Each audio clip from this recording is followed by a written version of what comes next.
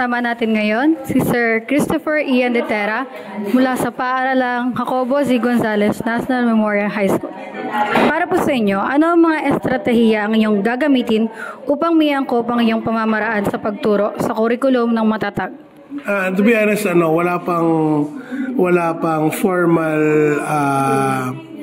formal orientation regarding sa bagong curriculum.